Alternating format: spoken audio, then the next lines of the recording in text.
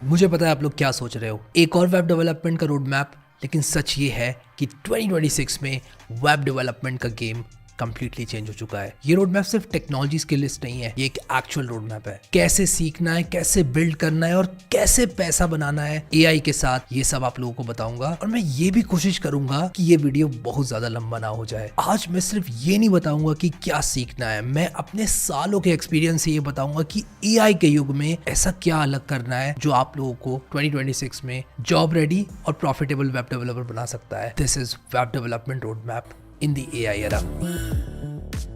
सबसे पहले एक बात क्लियर कर लेते हैं, एआई आपकी जॉब लेने नहीं आया है, एआई आपको 10x पावरफुल वेब डेवलपर बनाने आया है। Builder.io की माने तो as of 2026 85% of developers are already using AI tools in their daily workflow. 2026 में स्मार्ट डेवलपर वो नहीं है जो सब कुछ खुद टाइप करता है। स्मार्ट डेवलपर वो है जो एआई से हार्डवर्क करवाता है और खुद स्मार्ट डिसीजंस लेता है। एक सिंपल सा रूल याद रखना, एआई टूल्स असिस्ट करते हैं, फंडामेंटल्स रिप्लेस नहीं करते हैं। एआई का ग्लोबल मार्केट एक्सप्लोड कर रहा है विद प्रोजेक्शंस शोइंग कि इसी साल $2 ट्रिलियन की इकोनॉमी बनने वाली है। कंपैरिजन के तौर पे अगर आप लोगों को बताऊं तो 2015 में ये अराउंड 50 to 100 बिलियन की इकोनॉमी थी। तो यार देखो, वेब डेवलपमेंट ग्रो कर रही है और स्कोप भी बहुत ज्यादा है, बस कुछ तरीके चेंज हो गए हैं। वेब डेवलपमेंट को सिंपल लैंग्वेज में समझो, हमारे पास फ्रंट एंड होता है और बैक एंड होता है। फ्रंट एंड हमारा क्लाइंट होता है, बैक एंड हमारा सर्वर होता है। HTML, CSS और जावास्क्रिप्ट फ्रंट एंड में होते हैं जो कि बैक एंड के द्वारा भेजे जाते हैं। फ्रंट एंड वो होता है जो यूजर देखता है, UI, UX, ब्राउजर लॉजिक, और बैक एंड सर्वर पे चलने वाला कोड होता है जो कि इस फ्रंट एंड के कोड को जनरेट करता है। बैक एंड से फ्रंट एंड तक HTML, CSS और जावास्क्रिप्ट जाती है। सर्वर पर APIs, ऑथेंटिकेशन, डेटाबेस, इन सब चीजों का कोड होता है। फ्रंट एंड बेसिकली आपका लैपटॉप है और जो बैक एंड है वो है google.com का सर्वर। वेब डेवलपमेंट एक रैपिडली ग्रोइंग फील्ड है, इसलिए डिमांड अभी भी हाई है और आने वाले टाइम में भी रहेगी। अब सीखना क्या है इसकी बात कर लेते हैं। मैं आप लोगों को टेक्नोलॉजी वाइज और अप्रोक्सीमेट टाइमलाइन वाइज बताता हूं। नोट दैट ये अप्रोक्सीमेट टाइमलाइंस हैं, तो लिटरली मत लेना। अगर आप लोग एक स्लो लर्नर हो तो आप लोगों को शायद थोड़ा ज्यादा टाइम लगे, अगर आप लोग फास्ट लर्नर हो तो शायद और जल्दी कर लो। बट मैं आइडियल टाइमलाइंस की बात करूंगा। HTML 3 से 5 दिन आप लोग लगाकर सीख सकते हो। अब इसका मतलब ये नहीं है कि एक्सपीरियंस आपको आ जाएगा। HTML में बस ज्यादा टाइम वेस्ट मत करो, लेकिन सही चीजें सीखो। इसलिए मैंने YouTube पे HTML in 1 वीडियो बना रखा है, या फिर अगर आप लोग मेरे सिग्मा वेब डेवलपमेंट कोर्स को देख रहे हो तो आप लोग वहां से भी ऑल सेट हो।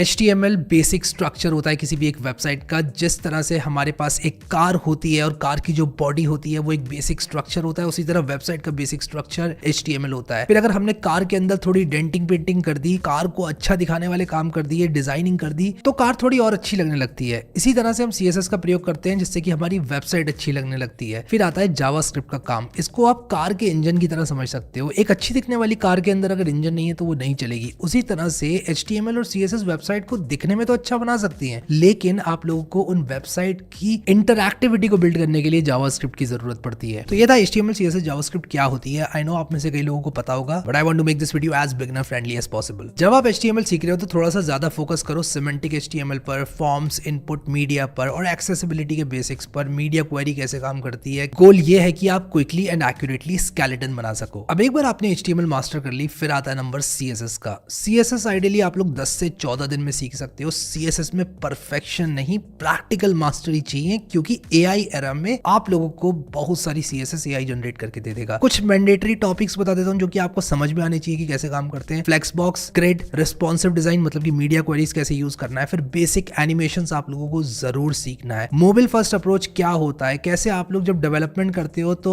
आप अपनी वेबसाइट को फोन में पहले, मतलब कि फोन के लिए पहले बनाओगे और उसके बाद आप उसको बड़ी स्क्रीन के लिए बनाओगे, मतलब मॉडिफाई करोगे। इसे कहते हैं मोबाइल फर्स्ट अप्रोच। इसके बारे में सीखो और देखो कैसे ऐसे आप लोग सोच सकते हो। एक्स्ट्रा चीजों में मत घुसो, बहुत सारी चीजें होती हैं। SAS होती है, लेस होती है, CSS से रिलेटेड बहुत ज्यादा टेक्नोलॉजीज है, रियल प्रोजेक्ट में कम यूज होती हैं वो, इसलिए आप लोग बेसिक CSS को सीखो। AI एरा में अगर आपको बेसिक CSS आती है तो आप लोग बहुत कुछ कर सकते हो। इसके बाद नंबर आता है जावास्क्रिप्ट का, जिसकी टाइमलाइन में सेट करूंगा 1.5 से 2 महीने। 2026 में जावास्क्रिप्ट सिर्फ लैंग्वेज नहीं है, जावास्क्रिप्ट एक ऐसी लैंग्वेज है जिसको आप लोग front end and back and दोनों पर इस्तेमाल कर सकते हो। वेरिएबल्स के बारे में सीखो, फंक्शंस, अरेज, ऑब्जेक्ट्स, ये सब तो आप सीखोगे ही, लेकिन स्कोप्स के बारे में सीखो, एसिंक कमिट के बारे में सीखो, ये सीखो कि कैसे जावास्क्रिप्ट एसिंक्रोनसली काम करती है, होस्टिंग क्या होती है, प्रोमिसेस क्या होती है, फेच एपीआई क्या होता है, एरर हैंडलिंग क्या होता है, डॉम और इवेंट्स किस तरह से काम करते हैं, ES6+ के कुछ फीचर्स इस लैंग्वेज को काफी फीचर रिच बनाते हैं, उनके बारे में पढ़ो। यहीं से आप डेवलपर बनते हो, एक्सपीरियंस से, क्या चीज कब यूज करनी है इसकी अंडरस्टैंडिंग से। अब एआई टूल्स को इस्तेमाल करना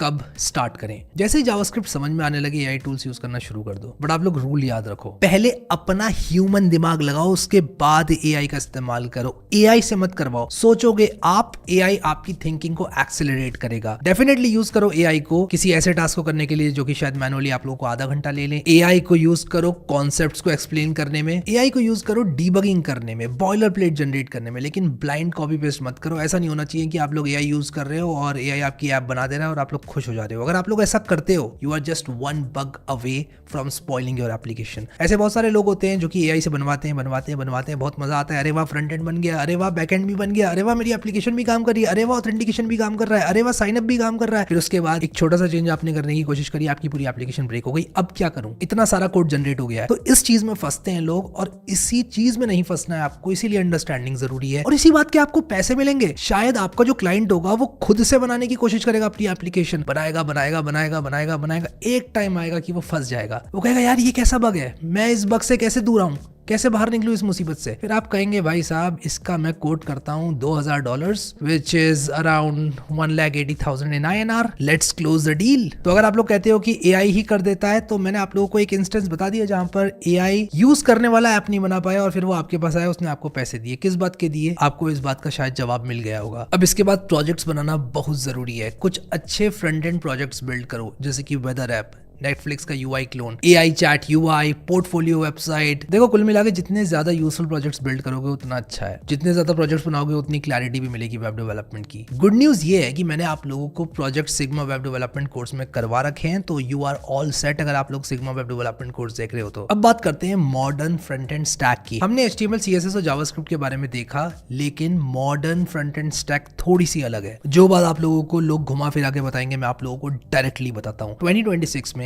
बूटस्ट्रैप सीखने का कोई फायदा नहीं है। अब बहुत सारे लोग कहेंगे अरे यार बूटस्ट्रैप भी तो यूज कर, नहीं है कोई फायदा यार, आपके पास बेटर ऑप्शंस है। इंडस्ट्री स्टैंडर्ड है टेलविंड CSS, टेलविंड सीखो। सबसे पहले CSS मास्टर करो, फिर टेलविंड सीखो। हो सकता है फ्यूचर में कुछ और आ जाए, उसको अडेप्ट करना सीखो। इसलिए अपने बेसिक CSS के कॉन्सेप्ट्स को जरूर सॉलिड रखो, वो सबसे ज्यादा इंपॉर्टेंट है। अब जावास्क्रिप्ट की बात करते हैं। जावास्क्रिप्ट के फ्रेमवर्क्स होते हैं जैसे कि रिएक्ट बहुत पॉपुलर फ्रेमवर्क है, इसको आप लोगों को सीखना पड़ेगा। ये बेसिकली आप लोगों को हेल्प करता है जल्दी फ्रंट एंड एप्स बनाने में। रिएक्ट के साथ टेलविंड बहुत इजीली इंटीग्रेट हो जाता है। टेलविंड आप लोगों को फास्ट CSS लिखने में हेल्प करता है। कैसे, आप लोग बेसिकली क्लासेस ऐड करते जाते हो और क्लासेस ऐड करके, सिर्फ क्लासेस ऐड करके आपकी CSS HTML से जुड़ जाती है। रिएक्ट अभी भी किंग है, आप लोग रिएक्ट को सीखो। रिएक्ट आप लोगों को डेफिनेटली यूज करना पड़ेगा अगर आप लोग एक वेब डेवलपर हो तो। पहले लेकिन HTML CSS जावास्क्रिप्ट को ही सीखो, उसके बाद रिएक्ट की तरफ पढ़ो। मैंने आप लोगों को ऑलरेडी बता दिया कि आप लोग रिएक्ट से बहुत फास्ट एप्लीकेशंस बना सकते हो, इवेंट लिस्टनर्स बहुत इजीली लगा सकते हो, बहुत चीजों को कन्वीनियंट बना देता है रिएक्ट में कंपोनेंट्स के बारे में पढ़ो, स्टेट प्रॉप्स के बारे में पढ़ो, हुक्स के बारे में पढ़ो, राउटिंग के बारे में पढ़ो, कॉन्टेक्स्ट के बारे में पढ़ो, कैसे आप लोग स्टेट मैनेज कर सकते हो इसके बारे में पढ़ो। उसके लिए आप लोगों को रिडक्स एंड जस्टेंट सीखना पड़ेगा। अब मैं आप लोगों को यहाँ पर बहुत ज्यादा चीजें बता के ओवरवेल्म नहीं करना चाहता। आप लोग इन पर्टिकुलर टॉपिक्स को ChatGPT में डालकर क्वेश्चंस पूछ सकते हो। क्लाइंट कंपोनेंट क्या होते हैं, सर्वर कंपोनेंट्स क्या होते हैं, एक परफॉर्मेंस माइंडसेट से रिएक्ट एप्लीकेशन कैसे बनानी है, इन सब चीजों पर फोकस करो। और हाँ, टाइपस्क्रिप्ट नॉन नेगोशिएबल है, टाइपस्क्रिप्ट आपको आनी चाहिए। टाइपस्क्रिप्ट क्या है? TypeScript is basically JavaScript with types. JavaScript के अंदर टाइप्स नहीं होते हैं, मतलब एक वेरिएबल अगर आज स्ट्रिंग है तो वो नीचे थोड़ी देर में एक नंबर भी हो सकता है। तो TypeScript basically strict types enforce करती है और थोड़ी सी स्ट्रिक्टनेस लेकर आती है जावास्क्रिप्ट के अंदर, जो कि बग को आने नहीं देते हैं। क्योंकि अगर आप लोगों ने सिर्फ जावास्क्रिप्ट यूज कर लिया और स्ट्रिक्टर लैंग्वेज जो कि टाइपस्क्रिप्ट है उसको इस्तेमाल नहीं करा, तो आने वाले टाइम में बग्स आ सकते हैं। तो टाइपस्क्रिप्ट हेल्प करती है to catch bugs ahead of time. अब अगर आप लोग एक सीरियस वेब डेवलपर हो, बैकएंड स्किप नहीं कर सकते आप। बैकएंड आप लोगों को बहुत अच्छे से सीखना पड़ेगा। बैकएंड का काम होता है डेटा हैंडल करना, बिजनेस लॉजिक को छिपा कर रखना यूजर से। facebook.com का क्या लॉजिक है आपको नहीं पता, आपको बस वो दिखता है जो facebook.com दिखाता है। डेटा कहाँ स्टोर है, कैसे एकत्रित हो रहा है, कैसे आपके पास आ रहा है, ये सब फेसबुक आपको नहीं बताता। बिजनेस लॉजिक कैसे बनाते हैं, एपीआईज कैसे बनाते हैं, डेटाबेस से डेटा कैसे फेच करते हैं, ये सब सीखना बहुत जरूरी है। इसके लिए एक फ्रेमवर्क होता है एक्सप्रेस.js, जिसमें आप लोग वही लैंग्वेज जो कि आपने फ्रंट एंड के लिए सीखी है जावास्क्रिप्ट इस्तेमाल करते हैं। एक्सप्रेस.js को यूज करने का एक सबसे बड़ा फायदा ये है कि फ्रंट एंड पर तो जावास्क्रिप्ट है ही, बैक एंड पर भी आप सेम लैंग्वेज यूज करते हो। एक्सप्रेस.js को सीखो, रिक्वेस्ट रिस्पॉन्स साइकिल के बारे में सीखो, राउटिंग के बारे में सीखो, मिडिलवेयर के बारे में सीखो, रेस्ट एपीआईज के बारे में सीखो, एरर हैंडलिंग के बारे में सीखो, एनवायरनमेंट वेरिएबल्स के बारे में सीखो, प्रॉपर फोल्डर स्ट्रक्चर कैसे बनाना है इसके बारे में सीखो। बेसिकली एक्सप्रेस.js पे आपको टाइम देना पड़ेगा। और एक बार आपने एक्सप्रेस.js सीख ली, फिर ये सीखो कि कैसे डेटाबेस से आप लोग एक्सप्रेस.js को कनेक्ट कर सकते हो। बैकएंड के बिना डेटाबेस अधूरा है। पहले समझो सीक्वल वर्सेस नो सीक्वल क्या होता है, कब क्या यूज करना है, इस बारे में थोड़ी रिसर्च करो। सीक्वल बेसिकली वो लैंग्वेज है जो कि आप लोगों को रिलेशनल डेटाबेस मैनेजमेंट सिस्टम से इंटरैक्ट करने में हेल्प करती है। MongoDB नो सीक्वल डेटाबेस होता है, मतलब उसमें आप लोगों को स्ट्रिक्टर स्कीमा जरूरी नहीं है यूज करना है। बेसिक एप्लीकेशंस के लिए आप लोग MongoDB यूज कर सकते हो। जावास्क्रिप्ट लाइक सिंटैक्स होता है, सबसे बड़ा फायदा ये मिल जाता है MongoDB के अंदर। अब MongoDB इज अ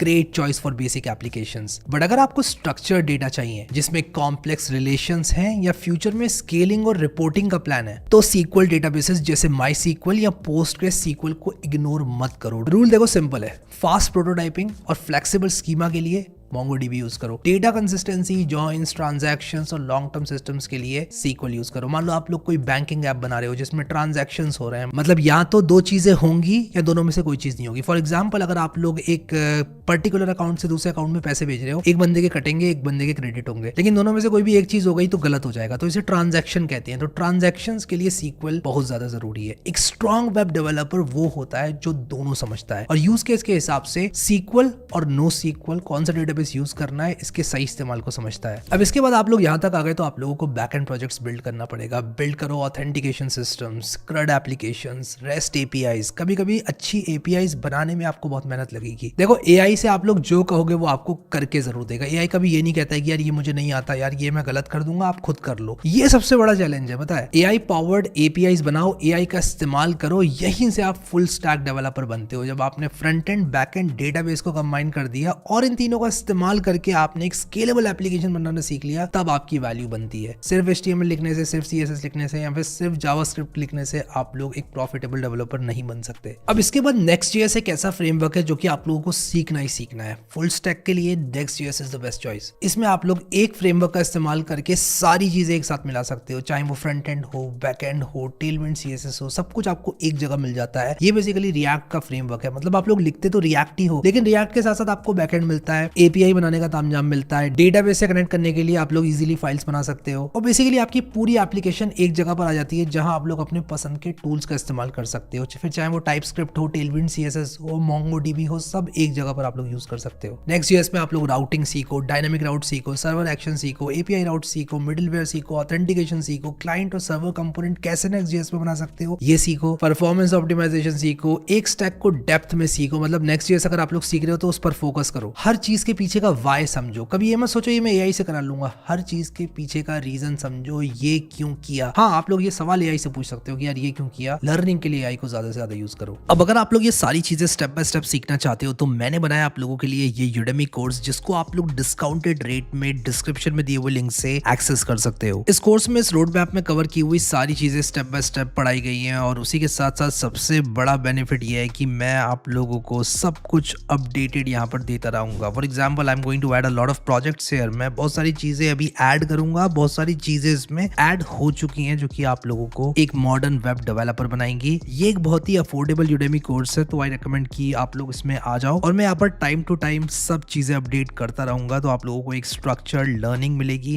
हैंडबुक के साथ, एनिमेशंस के साथ और अपडेट्स के साथ। अब बात करते हैं पैसा और जॉब्स की। एक सबसे आसान तरीका वेब डेवलपमेंट से पैसे कमाने का जॉब्स है। अगर आप लोगों के पास स्किल है, you can easily get hired. India में वेब डेवलपर्स की सैलरी अभी भी स्ट्रांग है। जूनियर से मिड तक 4.5 से 10 LPA काफी कॉमन है, बट आपकी स्किल सेट के हिसाब से आपको और पैसे भी मिल सकते हैं। रिमोट रोल्स में और ज्यादा पोटेंशियल होता है, क्योंकि फिर आप लोग यूएस मार्केट को, यूके मार्केट को सर्व करने लगते हो, वहां पैसे ज्यादा मिलते हैं, ये सब जानते हैं। फ्रीलांसिंग भी एक मैसिव अपॉर्चुनिटी है। आप लोग लोकल बिजनेसेस से बात करते हो, इस बारे में मैंने कई बार बात करी है कि आप लोग जा सकते हो अपनी लोकल बिजनेसेस के पास और उनको बोल सकते हो कि क्या उन्हें वेबसाइट चाहिए, dashboards, landing pages, SaaS tools, AI powered websites, ये आप लोग इजीली बना सकते हो उनके लिए। AI के साथ बेसिकली आप लोग काफी फास्ट डिलीवर कर सकते हो। अगर आप लोग चीजों को समझते हो तो कभी आप मिस्टेक नहीं करोगे और AI के साथ फास्ट डिलीवरी करोगे, ज्यादा क्लाइंट्स हैंडल कर सकते हो। एक महीने में पहले आप एक वेबसाइट बनाते थे, अब 10 बना सकते हो और ज्यादा पैसे कमा सकते हो, क्योंकि यार AI आपकी कितनी मदद कर रहा है, क्लाइंट को इस बात से कोई मतलब नहीं है। आप उनको बेसिकली काम करके दे रहे हो, इस बात से उनको मतलब है। अब 12 मंथ का एक्शन प्लान मैं आप लोगों को बताता हूँ। मंथ 1 to 3 की अगर मैं बात करूँ तो आप लोग HTML, CSS और जावास्क्रिप्ट सीखोगे। AI को अपना ट्यूटर बनाओ, कुछ भी समझ में नहीं आ रहा है AI से सवाल पूछो। फिर मंथ 4 to 6 की अगर मैं बात करूँ तो रिएक्ट सीखोगे, टेलविंड सीखोगे, प्रोजेक्ट बनाओगे यूजिंग AI IDEs। ये बहुत ज्यादा इंपॉर्टेंट है। आजकल VS कोड के अंदर तो AI है, VS कोड भी एक AI IDE है, बट आप लोग AI पावर्ड IDEs जैसे कर्सर, गूगल का एंटी ग्रेविटी है, वो यूज कर सकते हो। एक बार आप लोग प्रो बन जाते हो उसके बाद यूज करना, शुरू में यूज मत करना। ट्रस्ट मी, आप लोगों को बहुत प्रॉब्लम होने वाली है।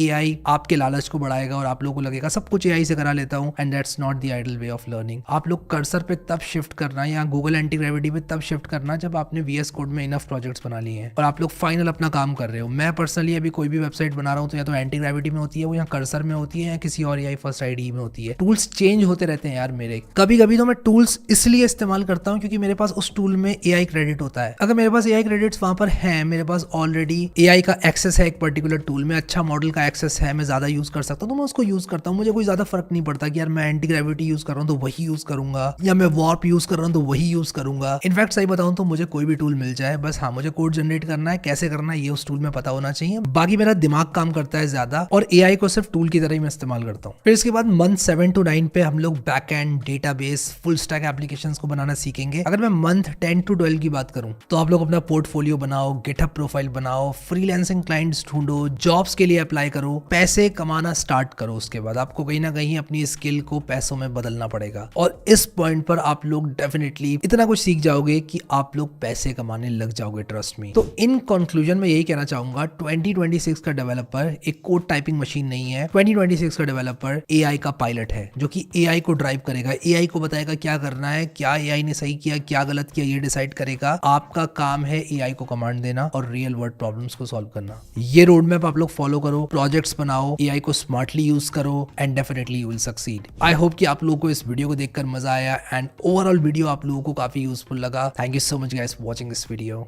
And I will see you next time.